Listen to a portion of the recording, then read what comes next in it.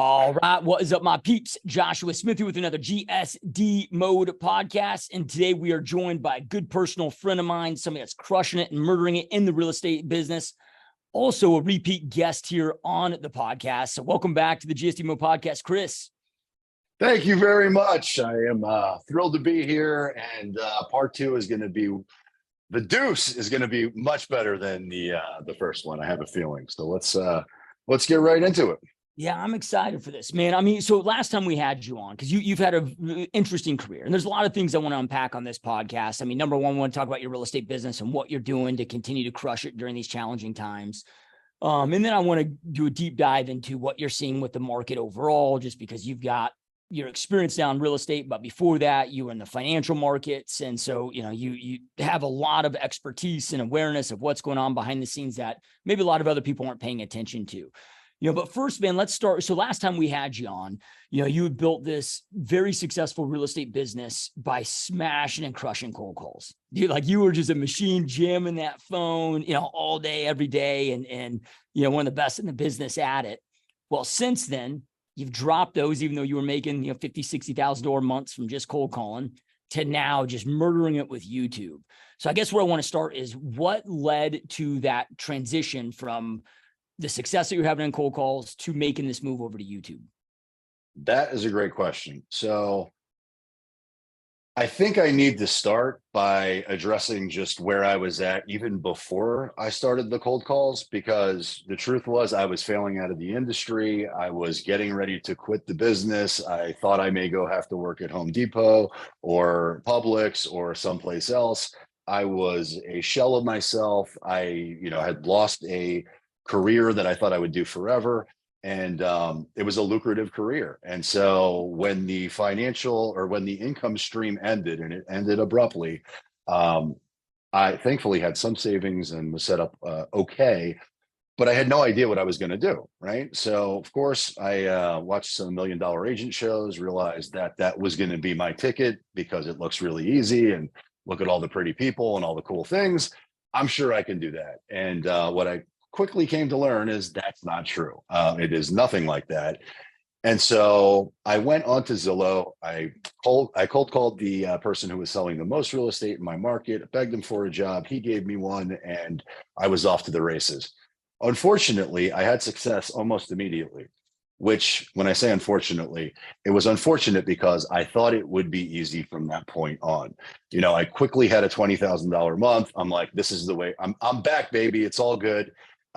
Every month's going to be like this, or actually every month's going to be better than this, because that's the way I roll.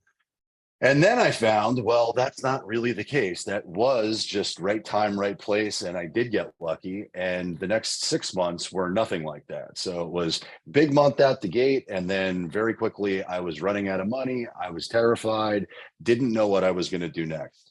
And the leadership or the mentorship that I was receiving from this person was just not what I needed to hear. It wasn't resonating. It wasn't making sense. And it worked great for him. It didn't work great for me. So that is how I found you. I went out there on Google, and instead of aggressively cold calling people, I started looking for people who were putting out content that I found to be valuable. And your content was by far the best, most valuable content that I could find. And I found one of your listing presentations. And so I'm like, okay, cool. I got this. I'm going to get into action. I got into action. It wasn't until I joined your program, learned more about your business. And one of the things I've since learned, and I definitely want to share, and I hope anybody listening to this pays really great attention to this, because it is 1000% the truth. I have hired numerous mentors. I have taken numerous coaching programs, platforms, whatever you want to call it, and nobody comes close to you in terms of providing value and being available to be a resource by even like anywhere, any measure of proximity. I mean, you are light years ahead of everyone. You deliberately go out there and intentionally share your entire playbook. So everything from soup to nuts, A to Z, everything that's working in your business, you transparently show, which was tremendously helpful to me. I got the opportunity to come to one of your in-person masterminds. I role played with somebody in the in-person experience, and what I had been told, which is that cold calling does not work, it's outdated, nobody uses it. Well, I quickly realized that's my superpower. And as soon as I came back from that, I got into action making those calls. And that's when my business really started to take off, which basically brings us up to where I got to starting to know about YouTube, right? So I had this limiting belief that the highest and best use of my time was to continue to make these cold calls because they're profitable. I know if I get on the phone right now, I'll have 10 appointments by the end of today. That's just what I know to be true. So I didn't want to stop doing that, but I started to see different people within the mastermind take off by using YouTube. And so Trevor Jones was the first one, and he was a former Hollywood editor. So the content he was putting out was so next level that I was like, well, there's no chance I know how to do that. I'm never going to be that good. So I'm not going to do that. He's a unicorn. That's not going to work for me. And then time went on and I started seeing more people that were putting out other content and claiming to have massive success. And whether they were or not is yet to be fully, that's a conversation for a different day. But it certainly caught my attention that other people out there who were making content were growing their real estate business. Now, while they were doing that, I was doing cold calls live in a Facebook group. So I was making content. I was just putting it on the wrong platform. I didn't really have a strategy. None of it was intentional. Actually, it was all just to provide value to anybody who wanted it for free. So I built this group, and I think I don't know. It's been a long time since I've actually posted in there, but I suspect it's close to about 10,000 people that are in that group that are still watching the content that I had put out years ago, which takes me to, I had no intention of stopping that. And then I started to get some health issues, and my voice, I know you've had issues in the past with your voice, laryngitis, things like that. Well, I was starting to get that burnout too. And so this is before COVID, maybe the quarter before COVID happened. I started going to the doctor, trying to get treatment. And the remedy was, you need to stop talking for a month. Well, there's no shot in hell that I'm going to stop talking for a month, because that means I will no longer make any income. So it's in the back of my mind, I need to stop talking, but that's not something I was prepared to do. Then COVID hits. And when COVID hit, I don't know if people really remember what it felt like during that moment, but things have changed so much since then, and the world has changed so much since then, that it's almost kind of like an afterthought. But in that moment, I remember at first it was, oh, isn't this great? It's going to be 2 weeks off. Everybody will have a little party, and then it'll be back to normal. But when it became clear that it wasn't that 2-week blip, and it's going to be something longer, and it's undetermined, and the fear upticked, people started to lose their mind, right? It became a global event, and people altered their business and their lives materially. Fear was the dominant emotion that I think most people, fear and uncertainty was the most dominant thing that a lot of people got victimized by. I made the decision in that moment that I would not be one of those people. And so I looked at this from a different perspective. I looked at it as divine intervention. I said to myself, the doctor told me not to talk for a month. Here I have this quarantine that has been gifted to me. I am going to lock myself into my office, and I am not going to leave that home office until I have learned how to do YouTube the right way.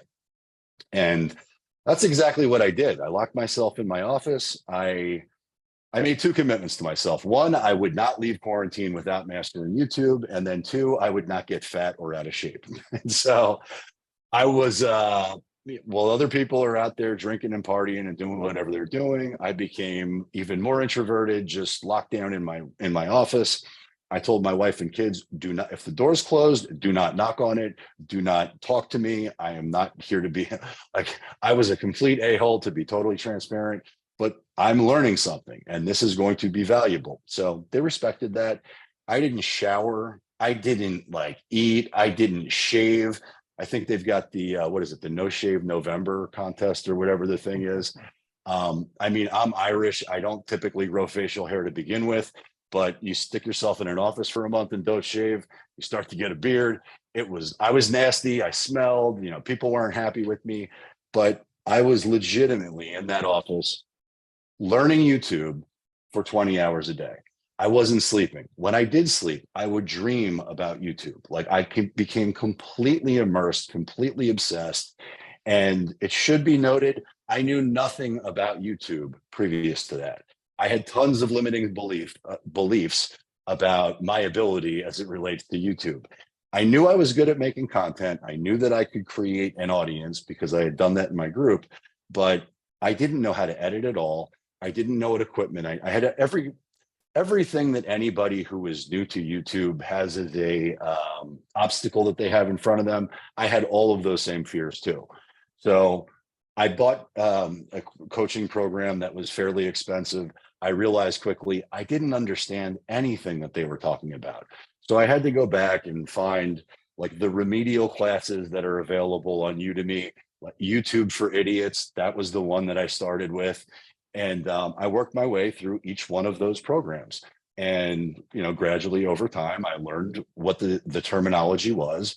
I wanted to get to a point where I was able to speak the language sufficient enough to be able to then offload it to an editor and be able to communicate with them the right way, hold them accountable the right way. But it was like learning Chinese. I don't know any of these terms. They're not natural to me. But I learned it. And so at the end of a month or whatever it was, I emerged, I took a shower, I shaved, but I reemerged, and I remember coming out and telling my wife and my kids, I'm like, I think I got it figured out. And so they're like, great, now what? Well, now what is get into action. And so that's what I did. I started making content. But what I did was what everyone does, right? So if you were to go online right now and Google how to start a YouTube channel for realtors or anything like that, you're going to find the same generic canned content that everybody's making. And I don't want to knock that because there's value in that. I think everybody should probably do those videos. But if you're looking to really build or really go next level, you need to find a way to get away from that as quickly as possible. Because if there's 100, it's a hyper competitive market now. If you've got 100 people that are doing the same content, then you're valueless and you're a commodity and you're not special. And whoever's watching this content is just going to pick and choose and devalue you because you're putting out the same content as everybody else. But we'll get to that later in the story. At first, it was simply put out content 2 a week at minimum. A lot of times I did more than that. A lot of times I did a lot more than that. But I ended up putting out at least 2 to 3 videos a week. And I did that for 10 months. During that 10 months, I completely stopped cold calling. Any other business that was coming in, I offloaded to my team. It was just me pushing out content, learning how to do the content. And really, it's all top of the sales funnel, right? So I know whatever content I'm making, I'm going to funnel them down into something where they either are opting in for something of value and I'll connect with them that way, or they're going to call directly. However, that was the theory that I had during the start of that 10 months, because during the 10 months, not one fucking phone call, not one text message, not one email. And the gurus that I was looking at for inspiration and guidance, they're all talking about, I did this for 3 weeks and I did $50 million in sales. Well, that was not my experience. I got bupkis. So here I am putting out the content, not getting the results. I'm starting to get pushback from everyone like, hey, Chris, this is crazy. Stop doing it. It doesn't work. I knew it would work because I knew it worked for if it worked for Trevor Jones, I know it will work for me. And there were other people in the program that were having success too. So I knew it would work. I just knew it was a matter of putting in the work. So did that for 10 months on the, 10 months in and a day after, I get my first phone call. And I didn't believe it was real at first. I thought it was my wife punking me, or, I'm on candid camera or whatever, or punked. But I was shocked. I was driving in the car, the phone rings, and they're like, Chris, you answered the phone. And I was completely blown away by the energy of what that was like. Because normally, if you're cold calling someone or you're prospecting a stranger, they are not very happy to hear from you. You have to win them over. You got to connect with them. You got to create rapport. But this person was a raving fan right out of the gate. They thought I was a celebrity, and there was zero pushback on anything because they had watched X amount of, I don't know how many hours of content, but they were a raving fan, ready to go, and the highest quality lead that I had ever received up until that point. So yeah, that was my start. And since then, I am blessed to be in the South Florida market. So I know I have some unique advantages just by geographic location, but it really never has slowed down very much. We're generating, I don't know, at least two to three leads a day in some form or fashion. And now I have the ability to be selective on who I want to work with and offload the rest. But it is the best decision I ever made. Anybody out there who is not doing YouTube should absolutely be doing YouTube. And it's a lot easier to get started, I think, than most people really understand. Yeah. Yeah. So let's unpack that, dude, because when people just hear the story that you shared, and then now you're saying it's a lot easier than people think.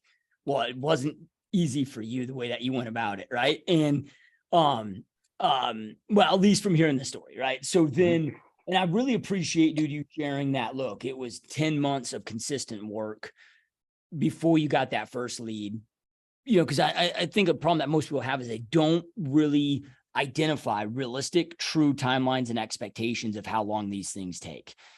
So people talk to me about doing YouTube. I'm like, hey, it's like, if you got to do it right and you got to be consistent, but plan on 9 to 10 months before you even get a lead. If you're willing to do that, and if you do it right, you're talking about doing something right for 9 to 10 months with no fruits of your labors, then it starts to take off. And yeah, there's the flukes out there that, I've had, like, out of all my agents in my own personal team, I've had one that ended up, I think she's like within her first 90 days had like 5 clients, but that was just like a fluke thing, right? Like most, it's that longer time. Well, let's be fair. I know who you're talking about. She's also very attractive and very smart. That gives her a competitive advantage that I don't have, right? Yeah. So, but play to your strengths. Play to your strengths. And she's done an incredible job. So yeah, that's true. All right. So let's look at and go through. Okay. So if, Chris today, knowing all this learning curve that you've been through, and you've kind of reinvented yourself multiple times with your YouTube channel. If somebody's wanting to get into the game now, like what would be your top advice of like where to start? What are the most important things to pay attention to? Because it's a science, dude. There's a lot that goes into it. Yeah. So much like the advice that you gave me and everyone else who takes your mastermind or joins your program, you need to, and this is really important. You must understand what your foundational systems and processes are. You must know that. You must have that drilled in, because I have learned from my own experience, which I think you say in your first module, is don't get into action, don't get into production before you do these other things. Because if you do that, you are going to completely create chaos and overwhelm. And if you have to go back and relay that foundation, it's going to be a million times harder. That is the absolute truth. You must fully dial in those things to the best of your ability. And of course, you can go back and fix them and alter them and refine them. But one of the biggest regrets that I have myself is that I didn't do those things the right way. And I've had to piecemeal them back into place. Because the truth is, if I showed you the pipeline that I've actually generated in terms of signed buyer brokerages that have come in over the last 3 years versus what I've actually closed, you would throw up. It is unbelievable the amount of deals that I did not close. Now, that being said, I still closed a shit ton of deals.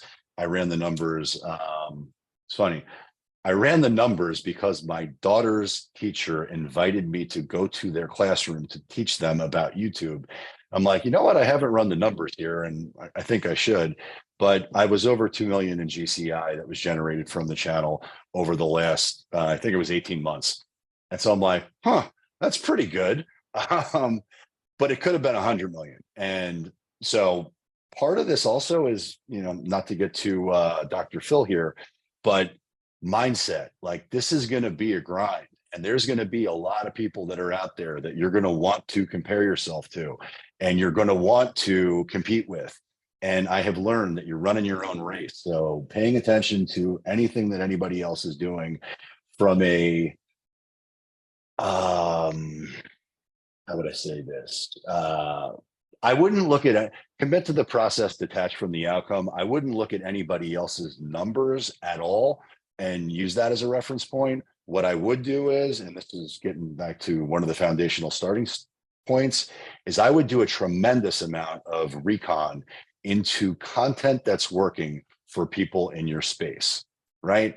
So when I'm looking to, people ask me how much time do I spend on YouTube? It's 24/7. There's no time that I'm not thinking about what I can learn about YouTube or what content is working for somebody else. And I will go deep in the rabbit hole. I want to teach the algorithm to understand what I am looking for. And the algorithm is a tool, right? It is trainable. The algorithm changes constantly. So what worked in 2020 does not work today. What worked for you early when you were on YouTube does not work today. The things that I used on Facebook that worked when I first started, none of it works today. It's constantly evolving. It's constantly changing. And so I want to be on the forefront of what content creators in the space that I want to dominate in, what content is working for them. And I want to understand what that is. I want to pick up on what those cues are. I want to know what the hooks are, the thumbnails are, the titles are. I want to know everything I can about. I want to teach, well, one, I want to learn, but two, I also want to teach the algorithm what it is that I'm looking for, because then the algorithm will then show me other content creators that I would never find on my own, and it will suggest them. So I'll be able to learn who's up and coming and what trends are starting to develop way faster than I would ever find them on my own. The algorithm will teach it to me. And so I spend an enormous amount of time teaching the algorithm what I want to see so that it can then feed it to me so I can then rip off and duplicate it. Does that make sense? Yep. Yep. And so by teaching the algorithm, you mean like just going in, typing in what the keywords are that people would be searching for in there and just seeing, okay, well, what content now is just showing up in my feed? So I get a little bit more specific than that. I've got my own YouTube account. I've set up a dummy account where it's just totally pristine and the algorithm hasn't been taught anything. What I'll do is I'll go into my main account, which is where I post everything, and I'll find what I want, right? And I'll find a creator that I want. And now it's like, it took me a long time at first. I would time block that research time, and schedule it. I don't do that anymore because I don't have to. It's just natural to me.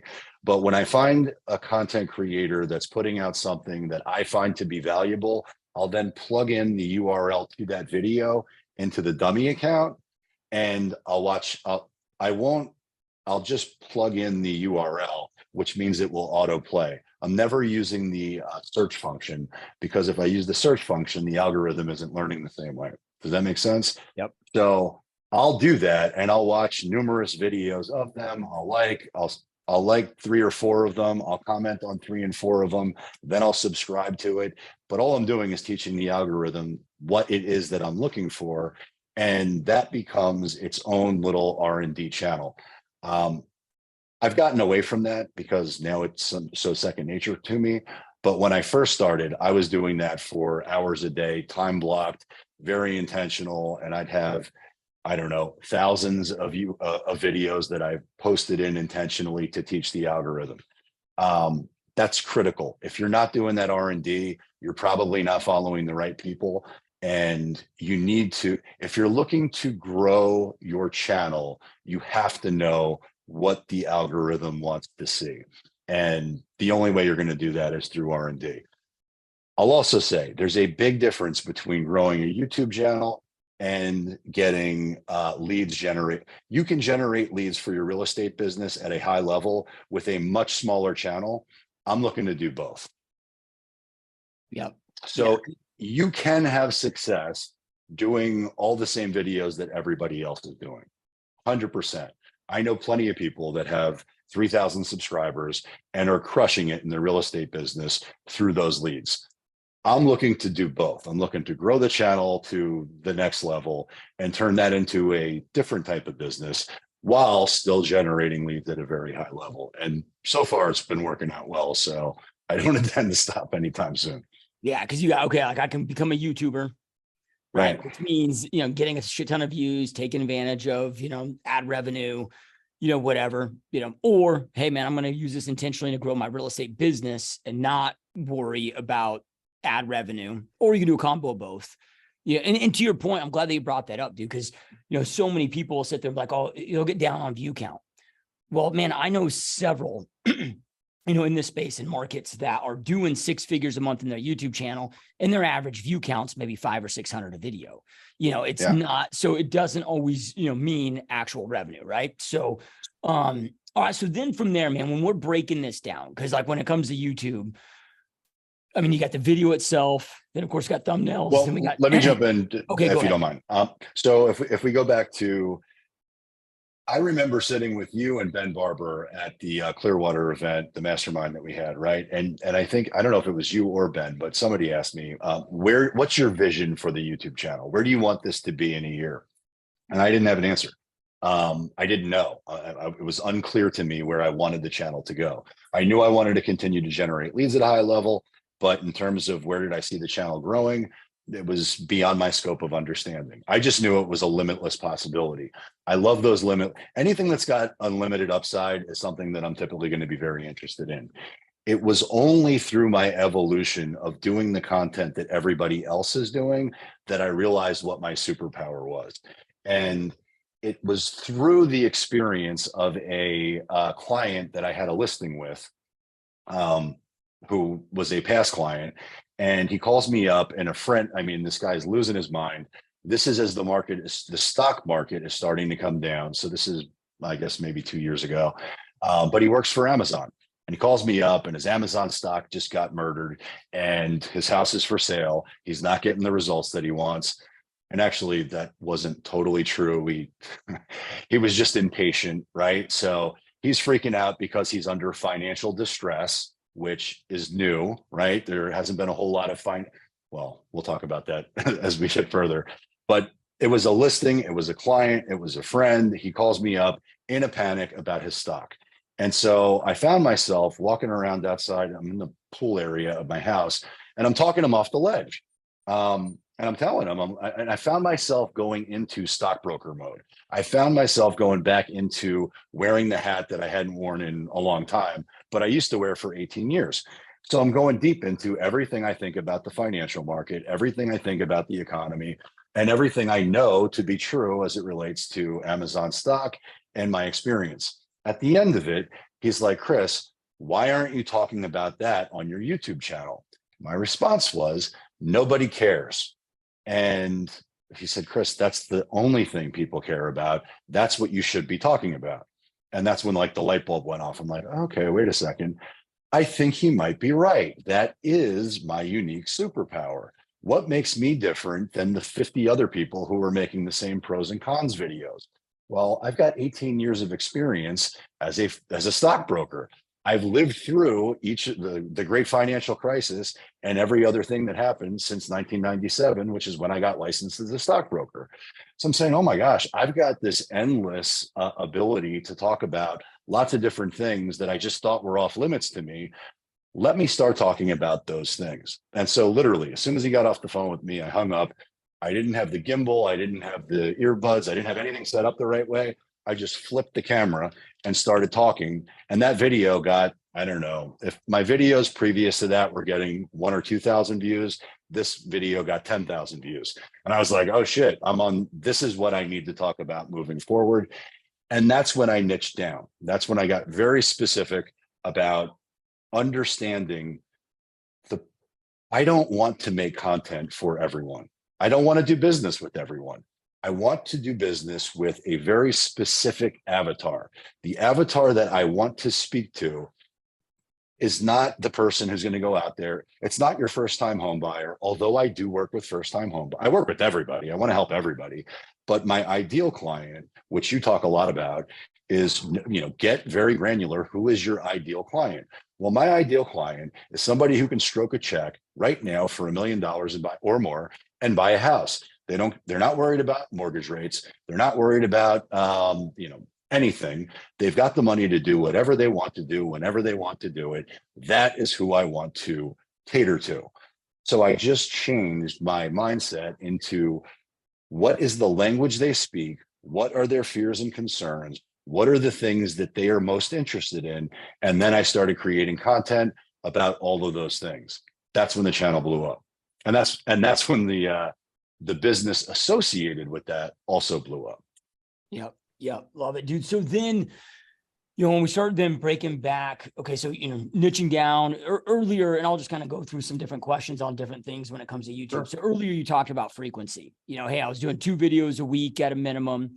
What is frequency? Knowing what you know now today, how important is frequency, and what do you recommend is being, enough frequency to really get that momentum on our channels? Well, that's a great question, and it's changed recently for me. So recently I found an AI service which completely has changed the game for me in terms of content creation. So previous to finding this, and I will keep watching because it's coming, I would put out at least 2 long form videos a week. But I had even gotten to a point where I was doing 1 a day, and sometimes multiple a day, because I found the best content that I make is when I'm triggered by whatever the thing is. So, and this is only because I'm constantly meeting and becoming friends with content creators. Content creators can be the best people in the world. And then it's kind of funny because anybody who I find that is making content, I try to reach out to and mastermind with, become friends with. You've got a select group that is super cool. They're like me, they're like you, they're open books. They want to help. They want to have the conversations because they feed off it too. And then you got the other folks that are out there that think they've got the limited mindset. They think you're competition. They don't want to talk to you at all. So you'll end up building your tribe. I think I got off of where I was going here. Bring me back to where I was going. We were talking about frequency. You were doing at least 2. Oh, frequency. Yeah. So what I found is, and I've gone through different iterations. I got to a point where I had hired editors, and I had basically offloaded all the work. So I shoot the content, they bring it back to me, they upload it. But it was about a 4-day turnaround from when I do the video to when I actually get it back. And 4 days would be good. Well, what I realized is the content that I'm making is very, very time sensitive. So yesterday, the Fed raised Fed funds rates. Well, if I don't put that video out that day, it's completely useless today. And it's certainly completely useless 5 days from now. So I got away from that completely. I went low budget in terms of, you see my background here. I'm off a webcam. And if it's not off my webcam in my office, it's off my phone 90% of the time. But frequency is very important if you're talking about time sensitive issues. And I have found myself more open to, and it's harder to time block this, but anytime I see anything, any news event that I have a emotional reaction to, I'll say it differently. Anytime I see anything that triggers me, I'm making a video instantly. Doesn't matter where I'm at, doesn't matter who's with me. If I get that emotional charge, I want to capture that on video and I want to put it out. So that's not really answering your question. What's the most optimal? Well, I think so far this month, I put out 120 videos. Most people aren't going to be able to do that. What you will be able to do is, if you're putting out 2 long form content pieces a week, you can then take those long form contents, that content, and turn it into short form content. Now, we talked about this the other day, so you know about it already, but there's a service called Opus Clips, and it's AI. So you plug in your long form content, it then spits back 10, 15, or however many short form pieces, which are a breakdown of your long form content. Well, now I can do 2 long form videos a week, and then end up with 10 to 15 short form clips. And I can just be like, I can put out endless content all day long. So then, you know, because this is a conversation I'm having with a lot of real estate related channels of, you know, and most haven't jumped on the short form game, you know, with shorts and whatnot there. What are you seeing with that, you know, putting the shorts on there and adding those and breaking those up? How is that helping your channel? What is it doing? Like, what are the results? Because you've been hitting that hard pretty now. I mean, what, for a month or two?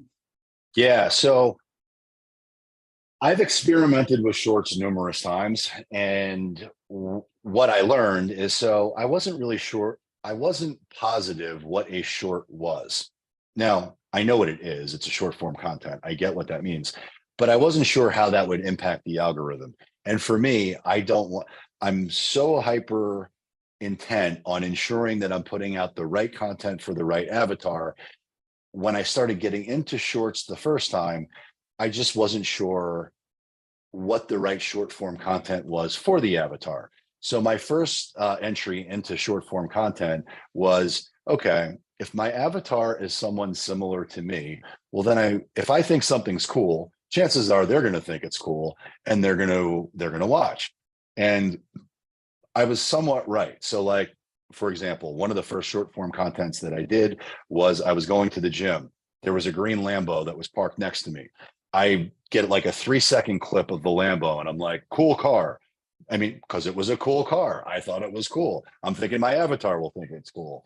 That video, I think, got 50,000 views like immediately. It just took off, but it completely distorted the algorithm's efficacy. So it got a lot of views. The vanity metrics from that short form was great, but it was the wrong avatar. So then I had to reteach the avatar by, if you screw up the algorithm by putting out something that's not ideal for your avatar, you're going to end up having to reteach the algorithm what your avatar wants to see. So my first entry into short form was me just posting cool things like that. And then I kind of got away from it because I realized, in order for me to put out the right short form content, I got to hire somebody. I've got a content library of about 1,000 videos. Some of those videos are an hour long. I'm going to have to train someone as to what I think is the relevant talking points. I'm going to have to train them. I mean, it's an enormous amount. It's a metric shit ton of work, and it's a metric shit ton of training, and it's a metric shit ton of money to get them up to speed, to get you the content that you want. So I'm like, I'm not doing this. I'm having success with long form, until I found the Opus Clips thing. And then and that's the power of AI. You can just repurpose the content that you have, and that will 100% be relevant to your avatar, and that will teach the algorithm what you want it to. So you mentioned it's been about a month. Now, most of my traffic is coming from the short form content. And it's literally been the last 28 days. And the last 28 days, my analytics show that it went from, normally it was either a YouTube search would be where the top of the sales funnel comes from. Recommendation would be a close second. But now it's flipped. Now it's short form content is number one, and it's organic YouTube, not SEO. SEO doesn't work. SEO is very low. You want that to be very low. You want the algorithm to be recommending you, and that's what ended up happening for me. Yeah. So is there such a thing as too much? Like, when it comes to, you know, putting out the shorts and I guess content overall, but is there, you know, is it 1 a day? Is 10 a day too much? I don't think there's any such thing as too much. What I would say, now, that's not true. What can you handle?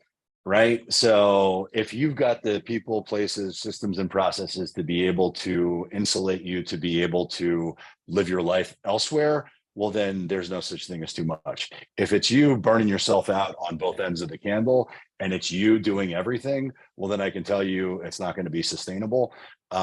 It's real hard to do everything yourself. So what's the happy medium? I would say if you're putting out, and again, I'm talking to somebody who is not as crazy or as obsessed as I am. If I'm a new agent, then my goal would be I want to put out at least 2 videos a week. And from those long form content, I want to get at least 10 short form pieces from that long form. And I want to put them. So if I'm putting out the video, I'm making this up. I put out a long form on Monday. Well, that long form is going to yield at least 10 new short forms. Well, that's Tuesday and Wednesday. Thursday, you do a long form content, which then gives you Friday and Saturday. I don't know if I got the days right, but you can book the entire week from 2 pieces of long form content. And depending on where you're at in your journey, I don't know of anybody who can't do at least 3 videos a week if they're intentional with their time. Yeah, and Opus is dope. I mean, it's only like $20 a month, right? You toss Yeah. it in there, bam, 20 minutes later, it's got everything for you. It's scored. It's, quick to download, quick to upload. Now, are you repurposing these? Because a YouTube short is essentially the same thing as like a Facebook Reel, TikTok, Instagram Reel. Are you also taking those and uploading that same content in these other platforms? Yes, 100%. So, but to be abundantly clear, don't take so if you do a short and then download the short and then upload the short from YouTube into one of the different platforms, you're going to get penalized. So you need to make sure it's the native file that you're putting in separately. So YouTube gets its own native piece of content. TikTok gets its own. I wasn't on TikTok until 30 days ago, and now my TikTok is blowing up. Same thing with Reels. I hadn't used Reels at all. And now I've spent no time trying to study the algorithm for Facebook or TikTok. I just know that I'm overwhelming it with the short form content, and I'm just seeing the analytics take off. So I'll learn that too eventually, but I know it's working. Yep. Yeah, 100%, dude. So then, all right. Actually, I got a funny story for you. Okay, yeah, go ahead. So I put out so people are all afraid, oh, the housing market's crashing, right? And interest rates are going at 10%. It's the end of the world. Okay, cool. In my market, there certainly is an uptick in inventory, but if you've got the right home, it's the right product, and it's priced the right way, and you do the things the right way, well, you're going to create a market within a market, and you're definitively going to have multiple offers that bid the price higher. So I get this showstopper home. I price it the right way. I do this incredible. It was not trying to break my arm to pat myself on the back, but I put out this killer short form content showcasing this listing. Now, I hope you found this content valuable so far. To watch the rest of it and watch me go off in regards to the systemic risk that I see inherent in the market, please follow me on Patreon, where I go off, and check out my next video because I suspect you will love it a lot. And until next time, peace.